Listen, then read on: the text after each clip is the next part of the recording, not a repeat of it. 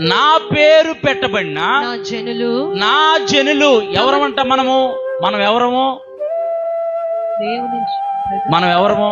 మనుషులు అంటారా మీరు ఎవరనంటే నేను మనుషులం కాబట్టి ఎక్కడ ఉన్నాం, దెయ్యాలంటే ఎక్కడ ఉంటారు. మనం మనుషులం. లోకం మనకు ఒక టైటిల్ పెట్టింది, తెలుసా మీకు?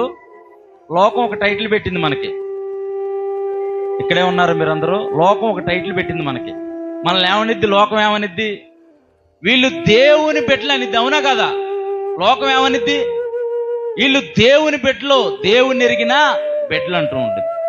మనము దేవుని పేరు పెట్టబడిన జనులం. దేవుని నామానికి మహిమ కలుగునుగా. మీరు మీ సొత్తు కాదు, విలువ పెట్టి కొనబడిన వారు, పరిశుద్ధ జనమును, దేవునికి సొత్తైన ప్రజలమై ఉన్నాము. దేవుని నామానికి మహిమ కలుగును గాక. మనం మన సొత్తు కాదు. మన మీదకి రావాల్సిన శిక్షను, మన మీదకి రావాల్సిన దోషమును, మన అపరాధములను, మన పాపములను కలవరి సిలువలో యేసు ప్రభువారు భరించి శిక్ష నుంచి మనల్ని తప్పించి నిత్య జీవానికి వారసులుగా చేశారు. దేవుని నామానికి మహిమ కలుగును గాక. మనము మన సొత్తు కాదు, దేవుని సొత్తు. అందుకే దేవుని ఒక వాక్యం చెబుతుంది, నా పేరు పెట్టబడిన నా జనులు.